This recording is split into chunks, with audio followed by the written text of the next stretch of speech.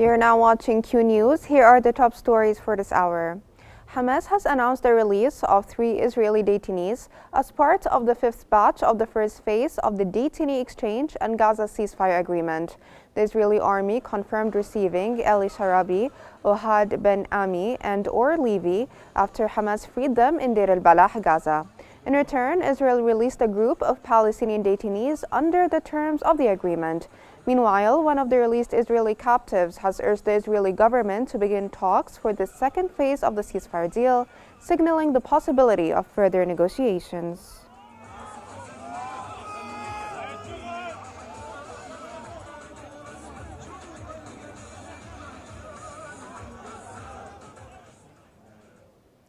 A bus carrying a group of freed Palestinian detainees has arrived in Ramallah after their release from Israel's Ofer prison as part of the ongoing ceasefire agreement. Under the deal, Israel has agreed to release 183 Palestinian detainees, including 18 serving life sentences and 54 with high sentences.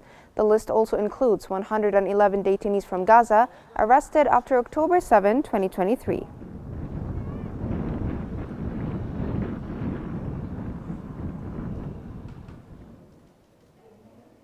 Israeli media has reported that Phase 2 of the detainee exchange deal between Hamas and Israel will begin after Prime Minister Benjamin Netanyahu returns from Washington and the cabinet convenes. Netanyahu hinted at war if Hamas remains in Gaza and the deal falters. The U.S. reportedly supports Israeli military action if Hamas violates the agreement or negotiations fail. The U.S. will take over the Gaza Strip, and we will do a job with it, too. We'll own it and be Egyptian Foreign Minister Badr Abdel-Ati has reaffirmed Egypt's commitment to stabilizing the ceasefire and ensuring the full implementation of its 3 phases. In a phone call with Portuguese Foreign Minister Paulo Rangel, Abdel-Ati stressed that any post-war plans for Gaza must maintain Palestinian unity and include the return of the Palestinian Authority to the Strip. He also rejected any forced displacement of Palestinians during the early recovery and reconstruction phase.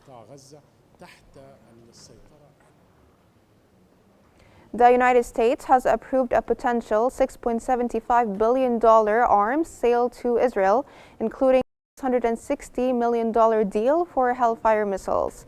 The Pentagon confirmed that the State Department approved the sale, emphasizing that all Middle East-related decisions are made by President Trump in line with U.S. strategic interests.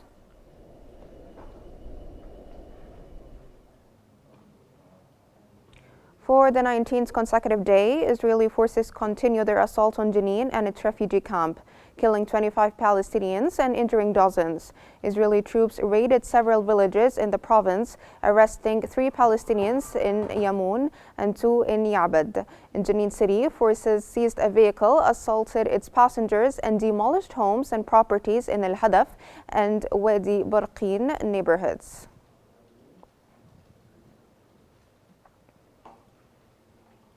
The Palestinian Health Ministry reports that 26 Palestinians have been killed in Gaza over the past 48 hours. Among them, 22 bodies were recovered from the rubble, while 5 others were wounded. This brings the total death toll since October 7, 2023 to 48,181, with 111,638 injured. The ministry warns that many victims remain trapped under the debris, with rescue teams unable to reach them.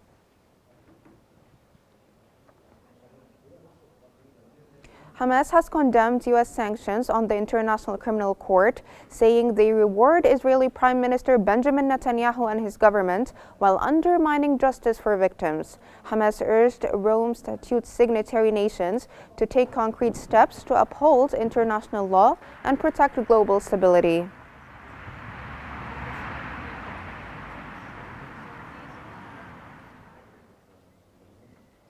Lebanon's former Prime Minister Najib Mikati has renewed his call for the complete Israeli withdrawal from occupied southern Lebanon by February 18.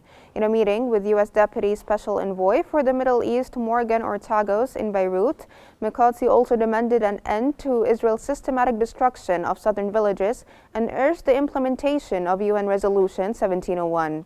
He stressed that complying with international law is key to regional stability.